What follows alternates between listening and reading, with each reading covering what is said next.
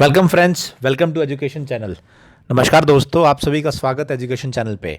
Today is December 7th and today we will see today's current affairs and important news analysis. So let's start. First news obviously it's regarding the farmer protest से regarding news है and Bharat bandh का आह्वान किया गया है।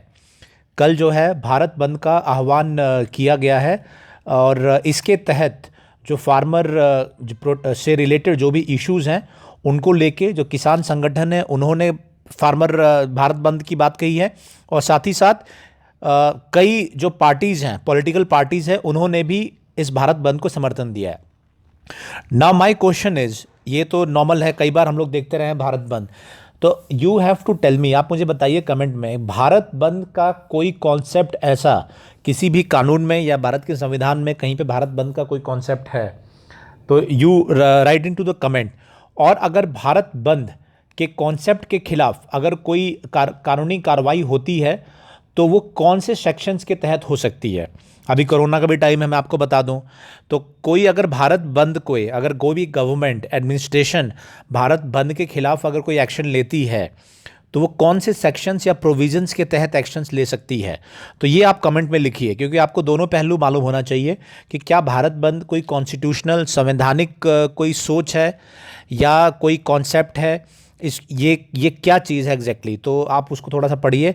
और भारत बंद के खिलाफ अगर कोई ज़बरदस्ती आपकी दुकान बंद कराता है, ये कराता है, तो उसमें एडमिनिस्ट्रेशन या सरकार किसके तहत कार्रवाई कर सकती है? तो you right this into the comments. Okay, next news is, एक छोटी सी न्यूज़ है, ये मेघालय से रिलेटेड है। मेघालय में यहाँ पे न्यूज़ है, जो कोल माइंस वहाँ पे थे उससे रिलेटेड है, बट हमारे लिए इम्पॉर्टेंट है कि वहाँ पे अलग अलग ट्राइब्स हैं मेघालय में। जैसे एक ट्राइब है, एक डिस्ट्रिक्ट है वहाँ पे, ईस्ट जयंतिया हिल्स डिस्ट्रिक्ट। तो ये जो जयंतिया हिल है, एक है जयंतिया, इसके अलावा और कौन कौन से ट्राइब्स हैं मोस्टली मेघालय में जो पाए जाते हैं या ग्रुप्स जो है वो पाए जाते हैं, और इनकी खासियत क्या है?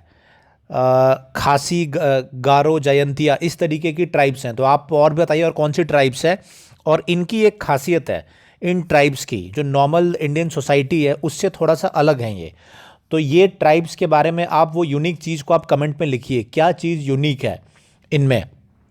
जनरली भारत की जो सोसाइटी है, जिस तरीके से चीज़ें होती हैं, चाहे मैरिज हो चाहे बाकी चीज़ें हो, इसमें एक अलग कॉन्सेप्ट चलता है इन ट्राइब्स के बीच में, और वो कई बार क्वेश्चंस उस तरीके के आते भी हैं। तो that's why I ask you, Jaintia एक वहाँ की एक ट्राइब है, उसी तरीके से गारो, खासी ये भी हैं, और उनके नाम पे अलग अलग डिस्ट्रिक्ट्स भी हैं, बट उनका और कौन से ट्राइब्स हैं ऐसे, वो आप बताइएगा, और उनमें क्या खासियत है, उनके सोशल स्ट्रक्चर में कुछ डिफरेंस है, तो डेट यू टेल।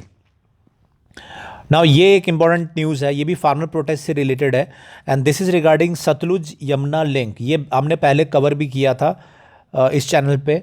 तो सतलुज यमुना जो कैनाल है, इसकी बनाने की बात हुई थी, ये पंजाब हरियाणा के बीच में वाटर डिस्ट्रीब्यूशन है उसको लेके डील हुई थी, और ये आज से करीब 40 साल से भी पहले ये डील हुई थी, और इसमें कैनाल का कंस्ट्रक्शन होना था, लेकिन ये कंस्ट्रक्शन अभी तक रुका हुआ है। तो इसके बारे में हमने बात किया था, और ये सतलुज यमुना लिंक जो है, इसको जो हरियाणा गवर्नमेंट है वो चाहती है कि किसान के जो एजेंडा है उसमें इसको भी रखा जाए।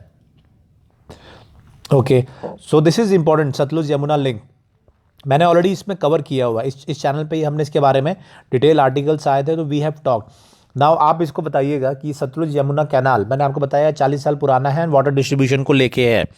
Now you tell me what is this exactly Sutlej Yamuna link, और इसकी करंट पोजीशन अभी क्या है, कब इसको बनना था, and what is the current position.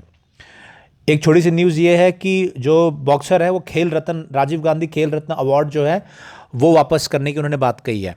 Important हमारे लिए वो नहीं है, इंपॉर्टेंट हमारे लिए ये है कि कौन कौन से स्पोर्ट्स अवार्ड होते हैं। एक बार मैं ऑलरेडी क्वेश्चन पूछ चुका हूँ, तो एक तो हो गया राजीव गांधी खेल रत्न अवार्ड, इसके अलावा और भी स्पोर्ट्स से रिलेटेड इंडिया में अवार्ड दिए जाते हैं। तो आप वो कमेंट में बताइएगा और कौन से जो अवार्ड्स हैं वो दिए जाते हैं इंडिया में। अभी हाल ही में वो अनाउंस भी किए गए थे, तो अभी हमने इस चैनल पे डिस्कस भी किया था उनको। तो सेम चीज़ को आपको लिखना है कमेंट में रिवाइज करके, और नहीं मालूम है तो आप पढ़िएगा, अगर मालूम है उस समय आपने ऑलरेडी आंसर दिया था, तो this time also you answer me कौन कौन से स्पोर्ट्स अवार्ड इंडिया में होते हैं और वो उसकी क्राइटेरिया क्या है उन अवार्ड्स को देने के लिए। और ये क्वेश्चंस आते हैं, ये बिल्कुल ही कई बार ये क्वेश्चन आते हैं, तो आपको ये अवार्ड्स के बारे में पता होना चाहिए। Now we will move to editorial articles. This article ये हमने कवर किया था एक दिन न्यूज़ में। ये आर्टिकल है कि United nation general assembly discussion के दौरान यूएन अलायंस ऑफ सिविलाइजेशन, इस पे बात हुई थी और वहाँ पे कल्चर ऑफ पीस इसकी मीटिंग हुई थी। तो मैंने आपको बताया था कि भारत ने ये कहा था कि यूनाइटेड नेशन जो संयुक्त राष्ट्र संघ है, वहाँ पे जब भी धर्म की बात आती है किसी भी धर्म से रिलेटेड, तो वहाँ पे 3 जो अब्राहमिक रिलीजन है, इस्लाम, क्रिश्चियनिटी और जुडाइज़म, जो ज्यूस का रिलीजन है, उनके संबंधी ही बात की जाती है। और कभी भी हिंदू धर्म, सिख धर्म, बुद्ध धर्म, इनसे रिलेटेड चीज़ें इस रेजोल्यूशन में पास नहीं की जाती है। बेसिकली इस यहाँ पे जो रेजोल्यूशन पास किया गया, उस रेजोल्यूशन में ये कहा गया कि इस्लामोफोबिया, क्रिश्चियनोफोबिया और एंटी सेमिटिज़म, इसके बारे में बात किया गया। इंडिया का ये कहना है कि जब क्रिश्चियंस के खिलाफ अगर कोई बात होती है, इस्लाम के खिलाफ अगर जब बात होती है, तो इस मीटिंग्स में उसको रखते हैं, उसके रेजोल्यूशन में रखा जाता है। लेकिन जब हिंदुओं के खिलाफ में या सिखों के खिलाफ में अगर कोई गलत चीज़ होती है या उन पे जो उन पे अगर मारपीट की जाती है, तो वो चीज़ें इस रेजोल्यूशन में नहीं रखी जाती है। और अभी एग्जांपल उन्होंने दिया, अभी हाल ही में पाकिस्तान में गुरुद्वारा पे अटैक भी हुआ था कुछ महीनों पहले, तो वो बात नहीं कही गई। साथ ही साथ इंडिया ने ये कहा था कि जो करतारपुर गुरुद्वारा कॉरिडोर है वो बनाया गया, पाकिस्तान में है वो गुरुद्वारा करतारपुर, तो वहाँ का जो मैनेजमेंट है वो पाकिस्तान गवर्नमेंट ने अपने पास रख लिया, ना कि जो सिख संस्था है उनको दिया है। और साथ ही साथ एग्ज़ाम्पल दिए कि अफ़गानिस्तान में, पाकिस्तान, नॉर्थ वेस्टर्न पाकिस्तान में जो महात्मा बुद्ध की जो मूर्तियाँ तोड़ी गई, टेम्पल्स को नुकसान किया गया है, तो उनके बारे में इस रेजोल्यूशन में रखा जाना चाहिए। तो ये बात इंडिया ने कही है, उसी के ऊपर आर्टिकल है।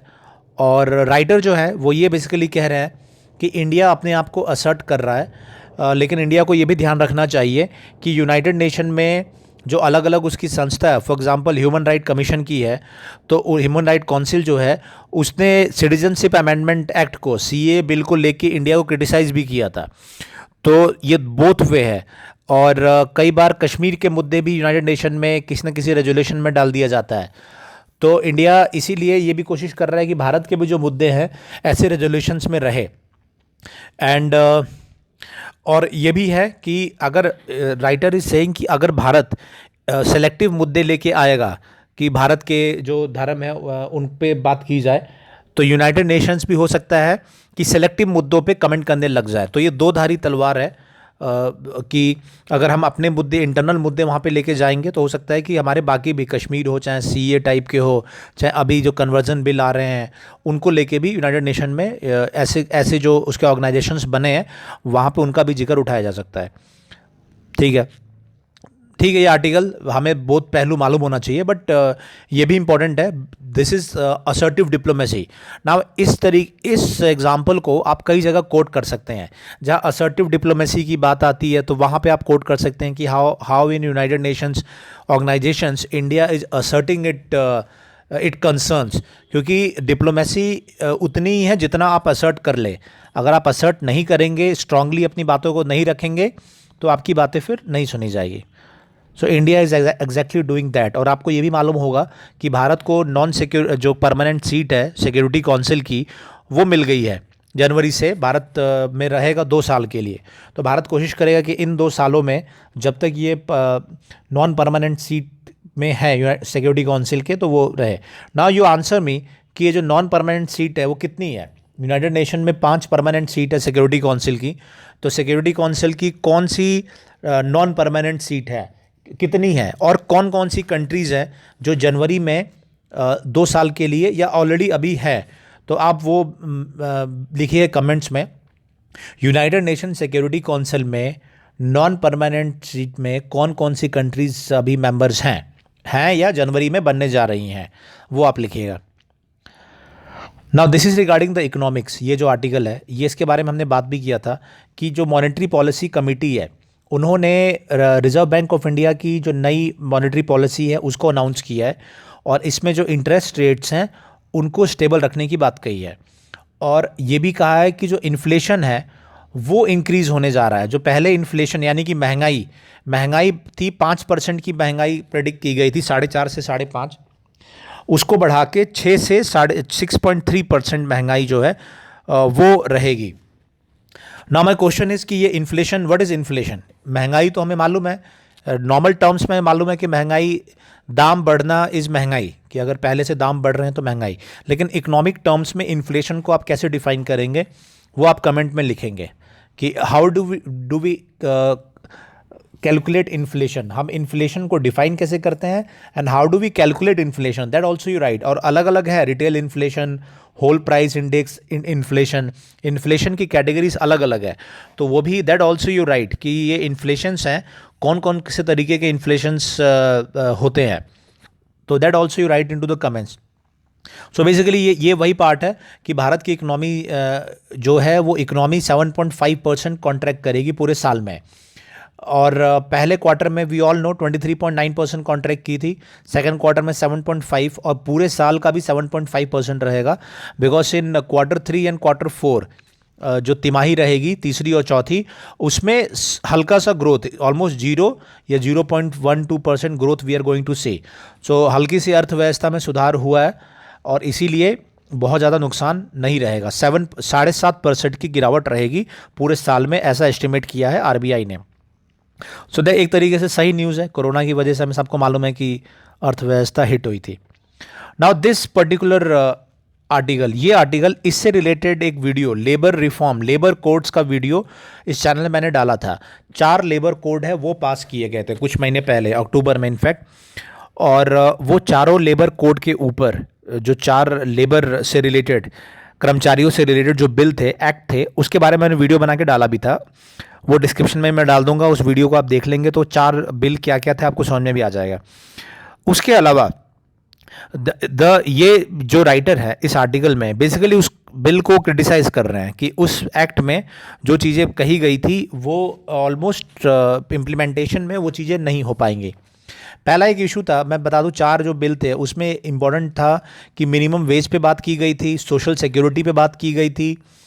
तो सोशल सिक्योरिटी को ही इज़ क्रिटिसाइजिंग कि जो सोशल सिक्योरिटी है, सोशल सिक्योरिटी के लिए उस बिल में ये प्रोविज़न था कि जिस भी कंपनीज़ में या एस्टेब्लिशमेंट में 10 से ज़्यादा लोग हैं उनको इंश्योरेंस कवरेज या प्रोविडेंट फंड कवरेज मिलेगा। नाउ राइटर का ये कहना है कि 80% वर्कर ऐसे हैं जो कि 10 से भी कम वाले ऑर्गेनाइजेशन या इनफॉर्मल टाइप सेक्टर में काम करते हैं, तो ये 80% लोग का कवरेज नहीं हो पाएगा। तो इसके बारे में ये जो सोशल सिक्योरिटी की बात है वो उनको नहीं मिल पाएगी। और दूसरी क्रिटिसाइज़ किया है मिनिमम वेज, मतलब न्यूनतम जो दाम है काम के बदले, उसके बारे में क्रिटिसाइज़ किया है।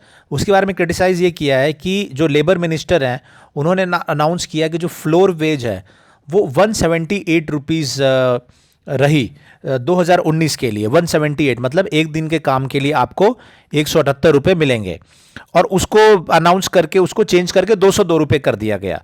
जो फाइनेंस मिनिस्टर है उन्होंने कहा कि जो मिनिमम मिनिमम दाम है, मिनिमम जो आपकी तनख्वाह है एक दिन की, वो 202 रुपये है। लेकिन उनका ये कहना है राइडर का कि जो कमिटीज़ थी, लेबर मिनिस्ट्री की एक्सपर्ट कमेटी थी, उन्होंने 375 रुपये फिक्स किया है एक दिन का। एक दिन अगर कोई भी आप काम करते हैं तो एक दिन के लिए आपको मिनिमम 375 रुपये मिले। और उससे, और अभी जो फाइनेंस मिनिस्टर के अनाउंस है वो 202 रुपये, 200 रुपये है। तो मतलब जो हमारा मिनिस्ट्री एक्सपर्ट्स कमेटी ने जो बताया है उसके आधे के आसपास मिल रहा है। तो उनका ये कहना है कि जो मिनिमम वेज है, मतलब न्यूनतम जो तनख्वाह है आपकी, मिनिमम एक दिन की जो आपका दाम है वो काफ़ी कम है और वो गरीबी रेखा के नीचे पहुंचा देगा। तो वो भी जो सरकार ने बात कही थी वो भी सुनिश्चित नहीं किया जा रहा है। और उसके अलावा भी कहा है कि जो अलग अलग प्रावधान थे उस बिल में, जैसे कि जो स्ट्राइक है वो कम कर दिए जाएंगे, और स्ट्राइक जो फैक्ट्री क्लोज़र है उसके लिए आपको नोटिस देना पड़ेगा अगर आपको स्ट्राइक करना है तो ये सब जो प्रावधान है, इससे जो कर्मचारी है उनमें कुछ उनके कंडीशंस में they wouldn't be any improvement. जो इम्प्रूवमेंट होगी that will be for the establishment, मतलब गवर्नमेंट को उसका फ़ायदा मिलेगा। ईज़ ऑफ डूइंग बिजनेस जो इंडेक्स है उसमें जो गवर्नमेंट है, कंट्री है, उसको फ़ायदा मिलेगा, बट जो एम्प्लॉयज़ की हालात है वो अच्छे नहीं होंगे। सो नाउ इसमें एक टर्म यूज हुआ है ईज ऑफ डूइंग बिजनेस। तो ईज ऑफ डूइंग बिजनेस की रैंकिंग आती है, तो आप मुझे बताइए कि वो रैंकिंग जो है वो कौन पब्लिश करता है, ईज ऑफ डूइंग बिजनेस की रैंकिंग, और अभी फ़िलहाल उसका क्या स्टेटस है, तो आप वो बताइएगा कमेंट में। तो इस बिल्स के रिलेटेड ये जो 4 बिल है, 4 एक्ट है, इससे रिलेटेड जो वीडियो है उसका डिस्क्रिप्शन में मैंने लिंक डाल दिया है, तो आप उस वीडियो को देख लीजिएगा, तो बाकी पॉइंट्स भी आपको क्लियर हो जाएंगे। Okay, now next, okay, next is related to short news है, शॉर्ट न्यूज़ है। For example this is Hampi, this is regarding the Hampi. तो वहाँ पे एक टेम्पल है, टेम्पल है विजय विट्ठल टेम्पल एट हम्पी। तो ये यूनेस्को वर्ल्ड हेरिटेज साइट है। तो इंपॉर्टेंट क्या है, कल्चर पे भी क्वेश्चंस आते हैं, तो हमें कल्चर के बारे में भी जानकारी होना चाहिए, जैसे जैसे जो पढ़ लेते हैं। नाउ यू टेल मी कि ये जो वर्ल्ड यूनेस्को का, यूनेस्को, पहले तो यूनेस्को के बारे में बताइए कि यूनेस्को, व्हाट इज़ यूनेस्को और इसका गठन कब हुआ था, और ये जो वर्ल्ड हेरिटेज साइट है यूनेस्को की, तो ये भारत में कितने हैं, ये विश्व में कितने हैं, and then more specifically India में कितने यूनेस्को के द्वारा निर्धारित वर्ल्ड हेरिटेज साइट है, how many world heritage site do we have, this is one thing. And the first question would be कि what is UNESCO, what is UNESCO and what is suppose to do, क्या है UNESCO और वो क्या करते हैं, तो आप वो बताएंगे। Okay, so it's regarding the culture, culture के बारे में हमने देखा, तो वो भी इंपॉर्टेंट है। Now this is regarding the defence, defence sector से रिलेटेड है। And here we have that navy, navy is planning to buy the fighter jets, जो अलग अलग जेट्स है वो प्लान कर रहे हैं। एंड यहाँ पे एक चीज़ यूज़ किया गया है मिग 29, मिग 29 है इंडिया के पास में, जो INS विक्रमादित्य पे काम करते हैं, जो शिप है INS विक्रमादित्य, उससे मिग 29 वहाँ पे इस्तेमाल होते हैं। सो this is regarding the defence. और एयर फोर्स जो है और भी फाइटर जेट्स या जो इस तरीके के हेलीकॉप्टर्स या जेट्स हैं उसके लिए प्लान कर रहे हैं। तो navy, Indian navy is also planning, जो नए चैलेंजेस हैं उनके लिए इंडियन नेवी नए प्रोक्योरमेंट करने जा रही है। हम सबको मालूम है कि इस साल में नए प्रोक्योरमेंट रूल्स भी लागू किए गए थे, जिसमें कि मेक इन इंडिया पे जो भारत है वो स्ट्रेस करने जा रहा है। बट कुछ जो इम्पोर्टेंट चीज़ें हैं, इम्पोर्टेंट जेट्स हैं या इम्पोर्टेंट कंपोनेंट्स हैं, वो भारत जो है बाहर से एक्सपोर्ट करेगा। Okay, now this is regarding the corona, corona में से रिलेटेड है। This is that serum institute of India जो है, सेरम इंस्टीट्यूट ऑफ इंडिया है, उन्होंने वो अप्लाई कर रहे हैं, ड्रग कंट्रोल जनरल इंडिया के पास अप्लाई किया है इमरजेंसी ऑथराइजेशन। उनकी वैक्सीन है, हम सबको मालूम है कि वो काम कर रहे थे ऑक्सफोर्ड से साथ मिलके।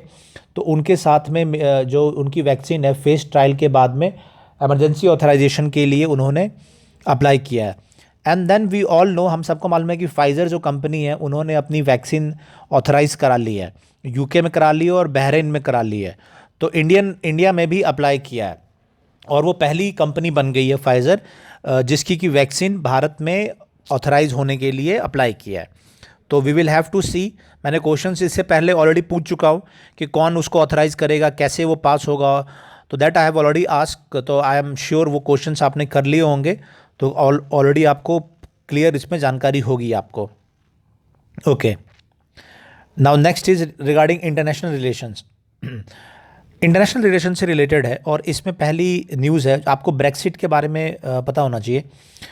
तो ये है कि जो ब्रिटेन है वो जो यूरोपियन यूनियन है उसके साथ डील थी उसकी, एक तरीके से एक रिलेशनशिप में रहा, और इस रिलेशनशिप में ये था कि ब्रिटेन और यूरोपियन यूनियन के बीच में इकोनॉमिक बैरियर नहीं थे। मतलब कोई भी दो कंट्रीज़ होती हैं, उनमें जब ट्रेड करना होता है तो WTO के रूल के हिसाब से होते हैं। लेकिन जो पूरा EU है, यूरोपियन यूनियन है, उसमें कई कंट्रीज़ हैं। आप ये भी बताइएगा कि यूरोपियन यूनियन में कितनी कंट्रीज़ हैं, एग्जैक्टली कितनी कंट्रीज़ हैं। तो जो ब्रिटिश है वो ट्रेड डील से बैकआउट कर लिया है, और बैकआउट कर लिया है इस सेंस में कि ब्रेक्सिट की वजह से जो इससे एग्ज़िट किया है, तो जनवरी में मोस्ट प्रोबेबली 2021 में जो ये डील थी वो ख़त्म हो जाएगी। उस डील से क्या फ़ायदा था यूके को, यूनाइटेड किंगडम, ब्रिटेन को? तो उसमें ये फ़ायदा था कि पूरे यूरोप में, पूरे यूरोपियन यूनियन में कहीं भी अगर ब्रिटेन सामान बेचता था तो वो टैरिफ फ्री था, मतलब उस पर कोई टैक्स या टैरिफ नहीं लगता था, एक तरीके से टैरिफ वर्ड है, तो उससे उसकी इकोनॉमी के लिए मार्केट मिलता था। लेकिन इसके बाद में, एग्जिट के बाद में, यूनाइटेड किंगडम और ईयू का मार्केट अलग अलग हो जाएगा, और यूनाइटेड किंगडम को, मतलब ब्रिटेन को, इंग्लैंड को अलग से डील करनी पड़ेगी यूरोपियन यूनियन के साथ में, जिससे कि जो टैरिफ फ्री मार्केट है वो बने रहे। तो ये एक इंपॉर्टेंट चीज़ है। इसमें हमारे लिए क्या इंपॉर्टेंट है, ये तो एक इंपॉर्टेंट न्यूज़ है कि ठीक है ब्रिटेन और यूरोपियन यूनियन में खत्म हो जाएगा, लेकिन हमारे लिए यहाँ पे बहुत इंपॉर्टेंट चीज़ें हैं। एक तो आप बताइए कि वर्ल्ड ट्रेड ऑर्गेनाइजेशन क्या है, what is world trade organisation, that is very important economy के सेंस में, कि कब इसका गठन हुआ था। और एक मैंने आपको पूछा कि यूरोपियन यूनियन में कितनी कंट्रीज़ हैं, तो वो कंट्रीज़ भी एक बार देख लीजिएगा, मैप पे ज़रूर उस कंट्रीज़ को देखिएगा, जर्मनी, फ्रांस, सभी उसके पार्ट्स हैं। तो आई वांट कि एक बार आप यूरोपियन यूनियन की जितनी कंट्रीज़ हैं, you watch them in the this thing in the map. This is 3, this is important. और व्हाट इज़ टैरिफ, ये भी इंपॉर्टेंट है। अभी तो मैंने आपको डिफाइन किया कि टैरिफ है, तो टैरिफ को technically how will you define, तो वो आप लिखिए कमेंट में। एक तो वर्ल्ड ट्रेड ऑर्गेनाइजेशन क्या है, व्हाट इज़ डब्ल्यूटीओ, और क्या प्रिंसिपल है और क्या काम करता है डब्ल्यूटीओ, बहुत ज़रूरी है जानना। और ये टैरिफ एंड कोटास क्या होते हैं, तो ये इंपॉर्टेंट है, इसको आप जरूर लिखिए, कमेंट में लिखिए what is tariff and what is quota. तो इसको अगर आप क्लियर कर लेंगे, और आपने इकोनॉमी एनसीईआरटी की बेसिक इकोनॉमी पढ़ी होगी, तो आप आराम से ईजिली इसको, बहुत ही ईजिली इसको आंसर कर लेंगे, सिर्फ 11th-12th की एनसीईआरटी पढ़ ली होगी तो, इकोनॉमिक्स की। Okay, now this is regarding international relation. ये सऊदी अरेबिया है, एक मीटिंग है, उस मीटिंग में सऊदी अरेबिया और इज़राइल के बीच में उस पर कमेंट किया है। तो इसका पूरी हिस्ट्री मैंने आपको बताई दी है कि किस तरीके से बिकॉज ऑफ ईरान सऊदी और बाकी जो कंट्रीज़ हैं वो क्लोज़ आ गए हैं, सऊदी इज़राइल से क्लोज़ आ गया है, एंड देन यूएई और बहरीन के बीच में डिप्लोमेटिक रिलेशन इस्टेब्लिश हो चुके हैं। तो we will not go deep into that, वो ऑलरेडी हमने कवर किया हुआ है। नाउ दिस इज़ इंपॉर्टेंट, ये है वेनेजुएला। वेनेजुएला में असेंबली पोल्स हैं, और वहाँ पे ये है कि वहाँ पे पोल्स होने जा रहे हैं, और वहाँ के जो प्रेसिडेंट है निकोलस मैडुरो, वो चाहते हैं कि वहाँ पे एक नेशनल असेंबली के लिए इलेक्शन हो, और अपोजिशन जो है वहाँ का चाहता है कि ना हो। और जो इंटरनेशनल बॉडी है जैसे यूरोपियन यूनियन एक्सेट्रा, उन्होंने कहा है कि we don't trust the president of Venezuela कि ये जो फ्री एंड फेयर इलेक्शन होगा, तो उन्होंने उसको बॉयकॉट किया। नाउ इंपॉर्टेंट चीज़ कि वेनेजुएला, क्वेश्चन है वेनेजुएला कहाँ पे है, क्या उसकी कैपिटल है, दैट इज़ वेरी इंपॉर्टेंट, और किस तरीके की वहाँ पे गवर्नमेंट है, किस तरीके का ये इशू है। शॉर्ट में मैंने आपको बता दिया कि इलेक्शंस हैं, तो आप ये ज़रूर बताइए कि वेनेजुएला कहाँ पे है, उसके कैपिटल क्या है वेनेजुएला की, that you right into the comments, that's very important. और मैप में आप ज़रूर देखिए कि वेनेजुएला कहाँ पे है, और उसके अगल बगल की कंट्रीज़ कौन सी है, that also you right into the comments. Okay, so that's all, that's for today's current affairs. कई इंपॉर्टेंट क्वेश्चंस मैंने पूछे हैं इकोनॉमिक्स से रिलेटेड और इंटरनेशनल रिलेशन से रिलेटेड, तो आप उसको ज़रूर आंसर करिएगा। खासकर ये WTO वाला जो क्वेश्चन है, इसको ज़रूर आप आंसर करिए कि what is WTO, what is tariff, what is quota. और उससे पूछे मैंने पूछा था इन्फ्लेशन वगैरह, तो वो भी आप, दैट ऑल्सो शॉर्ट क्वेश्चंस है, you do right into the comments. और ये छोटे छोटे क्वेश्चंस हैं, और अगर आपने बेसिक अगर पढ़ा है, एनसीईआरटी की बेसिक्स किताबें पढ़ी है, तो आप इजीली इसका इन सबको आंसर कर लेंगे। ओके, सो